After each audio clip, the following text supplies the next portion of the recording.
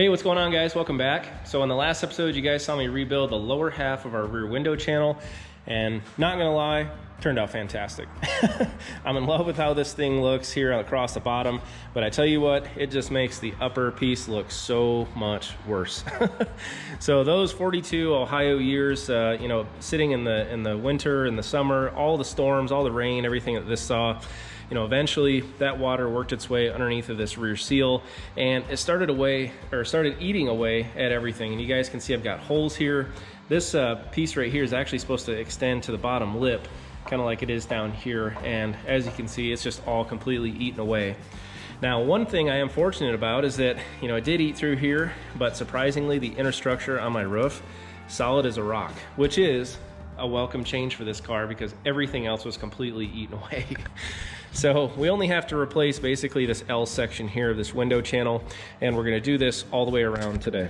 Now, I like to do these in a few different pieces. I've had to do these a couple times, and I'll warn you of a couple things right off the bat. Number one, do not cut out the entire thing at once, okay? The reason being, when we do this, there will be no supporting structure holding this roof skin, and you'll be able to lift it up, move it around, and you're gonna end up with a roof skin that's gonna be in pretty rough order, okay?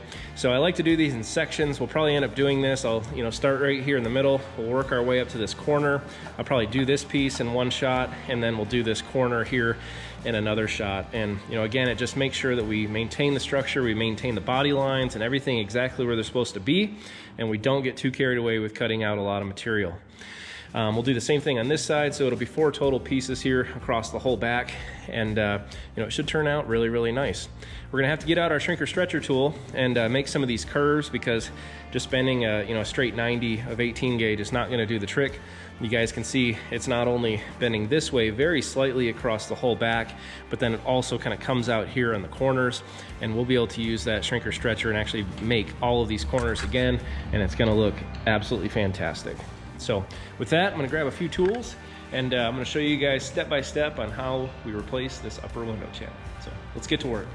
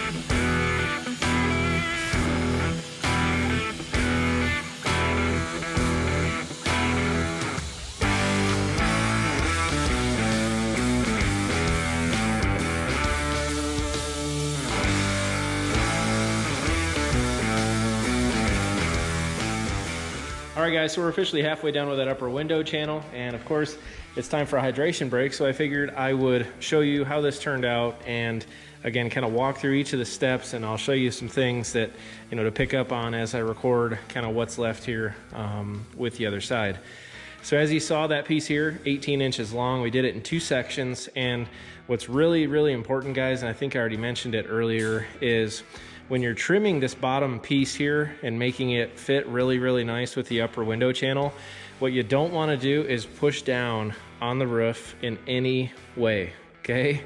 You want to make sure that you do your adjustments here from the bottom of the channel, because the last thing you want is pushing these down, pushing some welds into there, and then now you've got a roof skin that goes like this all the way across the back. Ask me how I know.